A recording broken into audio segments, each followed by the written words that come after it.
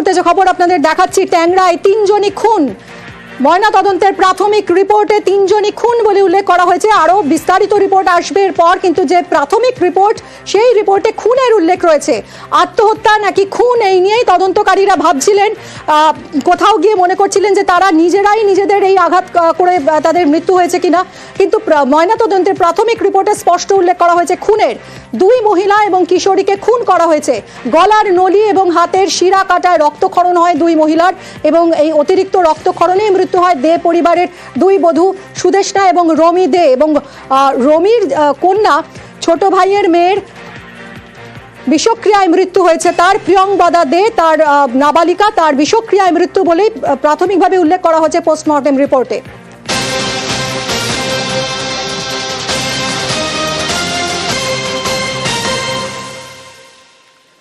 ট্যাংরায় 3 জনই খুন হয়েছেন। ময়নাতদন্তের প্রাথমিক রিপোর্টে খুনের উল্লেখ করা হয়েছে। 2 মহিলা এবং কিশোরীকে খুন করা হয়েছে। গলার নলি এবং হাতের শিরা কাটায় রক্তক্ষরণ 2 মহিলার, অতিরিক্ত রক্তক্ষরণে মৃত্যু হয়েছে, বিষক্রিয়ায় মৃত্যু হয়েছে ছোট ভাইয়ের মেয়ের। কথা বলবো অমিত আমার সহকর্মীর সঙ্গে। অমিত, তাহলে যদি খুন হয়ে থাকে তাহলে কারা খুন করে থাকতে পারে? মানে সিসি ক্যামেরার ফুটেজ সেই সময়ে যা দেখা যাচ্ছে, 12:15 নাগাদ বাড়ি থেকে বেরিয়ে গেলেন মানে 2 পুরুষ এবং 1 নাবালক। তারপরে তো সেই সিসি ক্যামেরায় এই ফ্ল্যাটে ঢুকতে আর কাউকে, এই বাড়িতে ঢুকতে আর কাউকে সেভাবে দেখা যায়নি। সেক্ষেত্রে এবার তদন্তকারীরা কোন পথে এগোচ্ছেন?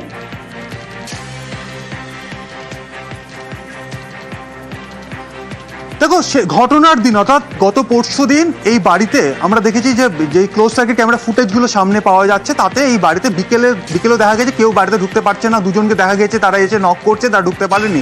এমনকি এই বাড়ি থেকেই এই রাত্রি 12:54 বেরিয়ে যেতে দেখা গিয়েছে প্রণয়, প্রসূন এবং এই বাড়িরই বড় ছেলের যিনি ছেলে নাবালক তাকে। এবং তারা 3 জনই ঠিক এই জায়গা যে তাদের যে গ্যারেজ রয়েছে, গ্যারেজ থেকে গাড়িটি বার করার পর তারা বেরিয়ে যায়। তখন বাজে রাত্রি 12:54 এবং 3:15 দুর্ঘটনা। তাহলে এই বাড়িতে সেদিন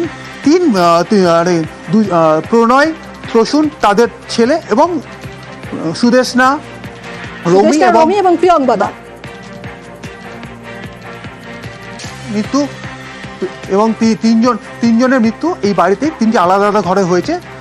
সুদেষ্ণা এবং রমির হাতে 2টো কবজিতেই শিরা কাটা অবস্থায় পড়েছিলেন, তারা রক্তাক্ত অবস্থায় বিছানায় পড়েছিলেন। এবং আরও একটি ঘরে নাবালিকা তিনি পড়েছিলেন, তার মুখ থেকে গ্যাস বেরিয়েছে।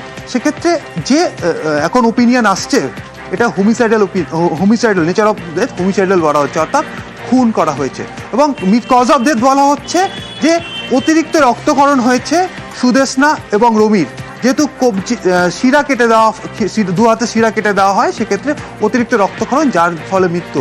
অন্যদিকে যিনি নাবালিকা, তার বিষক্রিয়ায় মৃত্যু হয়েছে এমনটাই বলা হচ্ছে, এবং তার আরও কিছু আঘাতের কথা বলা হচ্ছে। এবং তাহলে এই আঘাত বা কবজি যে নাইফ দিয়ে বা ছুরি ব্যবহার করে যে শিরা কাটা হলো, কে কাটলো? আর নেচার অফ দ্য হোমিসাইডাল। তাহলে তো এই বাড়িতে প্রণয় এবং প্রসূন তারা ছিলেন, তো তাদের মধ্যে কেউ কি? এইগুলো কিন্তু তদন্ত করে দেখা হবে। যেহেতু এই মুহূর্তে প্রণয় এবং প্রসূন 2 জনই হসপিটালাইজড রয়েছেন, তার কারণ তারা এই মুহূর্তে গুরুতর জখম অবস্থায় হাসপাতালে ভর্তি রয়েছেন। তাদেরকে জিজ্ঞাসাবাদ করা হবে। ইতিমধ্যে কালকে এক প্রস্তুত বয়ান তাদের নেওয়া হয়েছে, আবার তাদেরকে জিজ্ঞাসাবাদ করা হবে। সমস্ত মিলে কিন্তু তদন্ত আর এই কলকাতা পুলিশ এগিয়ে নিয়ে যাবে। এবং গতকালই রমির পরিবারের তরফে, রমির বাবার তরফে লিখিতভাবে খুনের অভিযোগ করা হয়েছিল ট্যাংরা থানাতে, এবং কলকাতা পুলিশ খুনের মামলা রুজু করে কিন্তু তদন্ত শুরু করেছিল। এবং আজকে যে ময়নাতদন্তের যে প্রাথমিক অনুসন্ধান, তাতে যে নেচার অফ ডেথ, হোমিসাইডাল বলা যায়, খুনের কথাই বলা হচ্ছে। সেক্ষেত্রে কারা খুন করলো বা কে খুন করলো বা কে কাটলেন শিরাগুলি, সমস্ত তদন্ত করা হবে। একদমই অমিত। এবং এক্ষেত্রে কোন সময়ে খুন করা হয়েছে, টাইম সিন্স ডেথ, এটা তো খুবই ইম্পর্টেন্ট। সেটা এই একেবারেই প্রিলিমিনারি রিপোর্ট যেটা পোস্টমর্টমের এই মুহূর্তে বলা হয়েছে, এটা মানে খুনের সময়টা কখন জানা যাবে?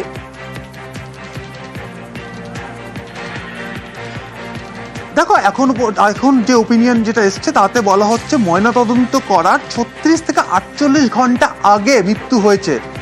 ময়নাতদন্ত আমি ধরে নিই, ময়নাতদন্ত শেষ হয়েছে এই মুহূর্তে ঘটতে পারে 4:19, মানে 3:30 নাগাদ ময়নাতদন্ত যদি শেষ হয়ে থাকে, বা ময়নাতদন্ত শুরু হয়েছিল আরও কিছুক্ষণ আগে থেকে, তো সেক্ষেত্রে আজকে থেকে 36 ঘন্টা যদি পিছিয়ে যায়, তাহলে গত পরশু দিন এই মৃত্যু। এবং আমরা দেখছি যে রাত্রি 12:50 বেরিয়ে যাচ্ছেন বা 12:54 বেরিয়ে যাচ্ছেন বাড়ি থেকে 3 জন, প্রণয়, প্রসূন এবং প্রণয়ের ছেলে। তাহলে তার আগে মৃত্যু হয়ে গিয়েছে। তো এই জায়গাটা কিন্তু তদন্তে যথেষ্ট গুরুত্বপূর্ণ।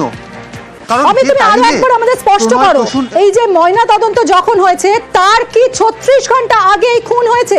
পোস্টমর্টেম রিপোর্টে কি এরকম বলা হয়েছে?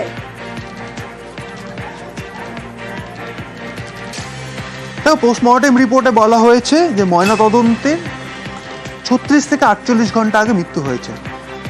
স্বাভাবিকভাবে আজকে ময়না তদন্ত হয়েছে, আজকে আমরা যদি ধরে নিই এই মুহূর্তের টাইম, আমি যদি ধরে নিই যে 4টের সময় ময়নাতদন্ত যদি সম্পন্ন হয়ে থাকে বা 3:30 ময়নাতদন্ত সম্পন্ন হয়ে থাকে, তা এর থেকে 36 ঘন্টা আগে অর্থাৎ গত পরশু দিন এই মৃত্যু হয়েছে।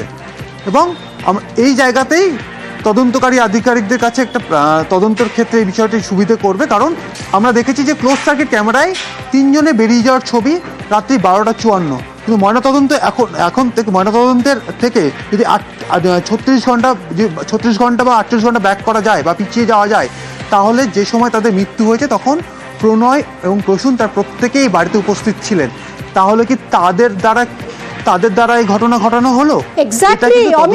এই যে 36 থেকে 48 ঘন্টা সময়টার উল্লেখ করা হয়েছে, এটা তো অত্যন্ত গুরুত্বপূর্ণ। কারণ এই বাড়ি থেকে বাড়ির পুরুষরা যখন বেরিয়ে যান, এই সিসি ক্যামেরা ফুটেজে যে সময়টা ধরা পড়েছে 12:15 নাগাদ এরা বাড়ি থেকে বেরিয়ে যান, এবং তারপর খুনের সময়টা যেটা পোস্টমর্টেম রিপোর্টে বলা হচ্ছে যে পোস্টমর্টেম যখন করা হয়েছে তার থেকে 36 থেকে 48 ঘন্টা আগে খুন হয়ে থাকবে। তার মানে সেই সময় এই 3 জন তারা বাড়িতেই ছিলেন, তার মানে এদের উপস্থিতিতেই খুনটা হয়েছে, এটাই তো স্পষ্ট হচ্ছে। একেবারে তাই বোঝাচ্ছে, কারণ time of death may be within 3 to 6 hour from the last meal intake, অর্থাৎ বোঝা হচ্ছে মৃত্যুর 3 থেকে 6 ঘন্টা আগে তারা খাবার খেয়েছিলেন, এবং and approximately 36 to 48 hours before PM, অর্থাৎ ময়নাতদন্তের ঠিক 36 থেকে 48 ঘন্টা আগে মৃত্যু।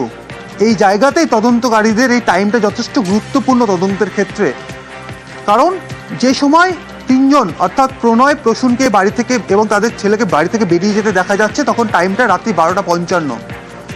তার মানে এখন ময়নাতদন্ত, আমি যদি ধরি ময়নাতদন্ত শেষ হয়েছে বেলা 3:30, শুরু হয়েছিল কখন অমিত? যে পিছিয়ে যাওয়া যায় তাহলে দেখো 3টি দেহর ময়নাতদন্ত শুরু হয়েছে এবং সকাল 10:30 থেকে প্রসেসটা শুরু হয়েছিল, এবং যেহেতু তিনটি দেহের ময়নাতদন্ত, সেক্ষেত্রে একজন করে একটি করে ময়নাতদন্ত করা হয়েছে, এবং বিস্তারিতভাবে যেহেতু এটি যথেষ্ট সন্দেহ, মানে এই মৃত্যু ঘিরে যথেষ্ট রহস্য দানা বেঁধেছে, একদমই অনেক প্রশ্ন, অনেক ধোঁয়াশা। এই সমস্ত ধোঁয়াশার প্রশ্নের উত্তর ময়নাতদন্তের রিপোর্টেই লুকিয়ে রয়েছে। কিভাবে মৃত্যু হলো এই 3 জনের, 3 মহিলার, কারা খুন করলো, কারণ খুনের উল্লেখ করা হয়েছে, কোন সময় খুন হলেন তারা, অনেক প্রশ্নের উত্তর। তদন্তে এখন এই উত্তর উঠে আসে কিনা পোস্টমর্টমের প্রাথমিক রিপোর্ট থেকে, সেটাই দেখার। এই খবর নিয়েই ফিরছি ব্রেকের পর।